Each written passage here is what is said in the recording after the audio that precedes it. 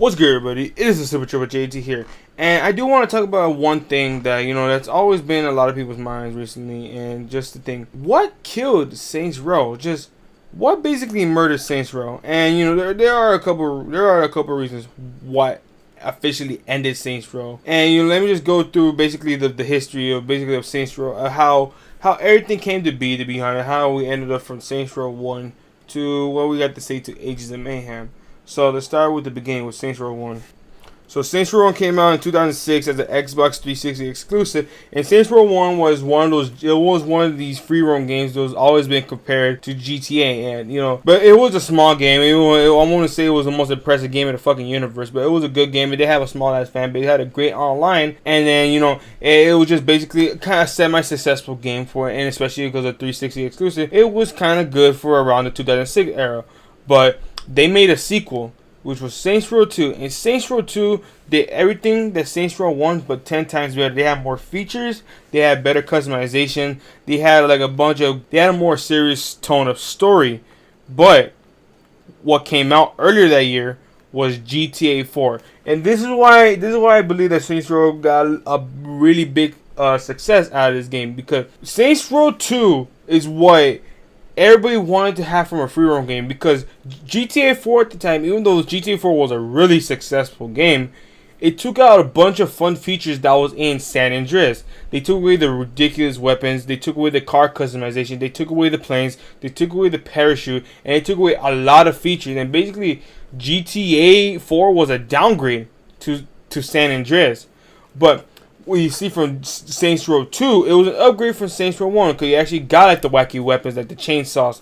You actually could fly airplanes. You actually had parachutes. You guys could customize your car. You guys could buy cribs, customize your cribs. It had a bunch of features in it, and that's what people really enjoy from Saints Row 2. It added all these features, because even though you're supposed to play a fun semi-murdering spree simulator, obviously I'm exaggerating, but you know what I mean, but there was always something fun to do. You had a serious story, but it had some fun gameplay elements that was outside the story, and that's what GTA 4 flopped on. So, Volition had the smart idea to go, oh, they like us more than GTA 4. It's probably because we were a little bit more ridiculous, because we let the player do whatever the fun shit that we made in this game. So what happened then?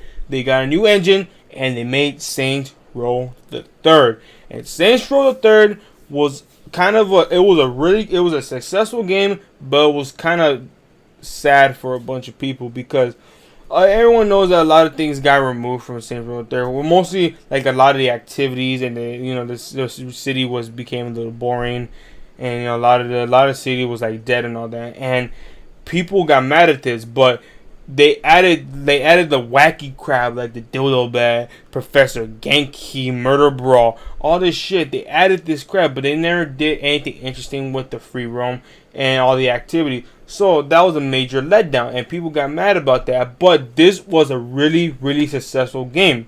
It was one of the biggest games that came out in the year of 2011. So yes, even though some people got mad, and some people were overjoyed with this game, because this was a wacky game, the wacky free roam game no one got to experience or ever played before, but it was still a major flop for a bunch of the original Saints Row fans who didn't like the new map, or didn't like a lot of the changes within the characters and all that. So yeah, okay, whatever. So what was gonna happen? So that was also around the time where THQ was getting a bankruptcy, and when THQ made a bankruptcy, they told Volition to make their DLC, Enter the Dominatrix, into a whole video game. And that's what they did. They basically got a lot of the elements that was already done that was going to be Enter the Dominatrix, or Saints Row 3.5, whatever you guys want to call it, because those were the names for it. So what happened was, when they were making it into a full game, that's when they got bought by Deep Silver, and they released the game. Honestly, I really enjoyed Saints Row 4, but it was a major fucking fuck you to the whole franchise, because this would have been fine if this was just a DLC, because DLCs don't fucking matter. A lot of times DLCs don't matter because it won't affect the overall game of a sequel. So when this game came out, it kind of fucked up the franchise, because now when you think of Saints Row, you think of aliens, superpowers, and all this shit, because the original concept for Saints Row 4 was not like this at all. Saints Row 4 was supposed to bring a bunch of the old features back, and added some new features in it too. They were gonna bring back the drugs. They're gonna bring back the alcohol. They're bringing those things back. We're gonna be in a brand new city. We're gonna have a parkour element and a kind of a new shooting element. We're gonna get a bunch of things out of it, but we didn't, and they couldn't anymore because they released Saints Row 4. Basically, the DLC expansion of Saints Row the Third. What happened after that? We got Gat Out of Hell. It was a standalone DLC. That's what it was. It was a standalone DLC that basically made you go fight the devil. And after that, that's when Saints Row already fucking went beneath the rabbit hole. And then they said that was going to be their final Saints Row game. And they gave us Ages of Mayhem, which, to be honest, I gave it was a semi-fun game, but that shit was really boring. It was a bunch of bugs. They were working on a brand new engine, and they fucking retconned the damn Saints Row story altogether. They really messed up. They messed up their whole lore and everything, and they basically fucked up the whole franchise. And why am I saying this? Because they did announce another Saints Row game.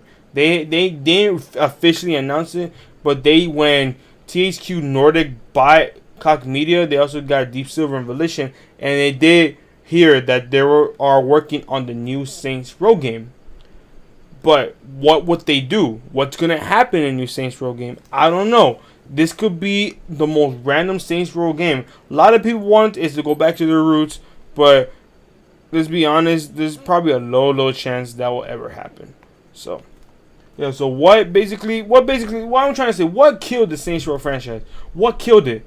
It was THQ's bankruptcy. That fucking murdered the Saints Row franchise altogether. If THQ didn't get bankrupt, then maybe Saints Row Enter Domination would have just been a DLC, and we would have gotten the true Saints Row 4 that we all wanted, was with a brand new city, new features, bringing drugs back and everything, and maybe there's some more features that we don't know about, but they didn't finish the game, or that game is probably never coming out. So, whatever. Why am I saying this? THQ basically did ruin the Saints Row franchise, and they went too far to the rabbit hole. I don't think we're ever going to come back up. So, whatever.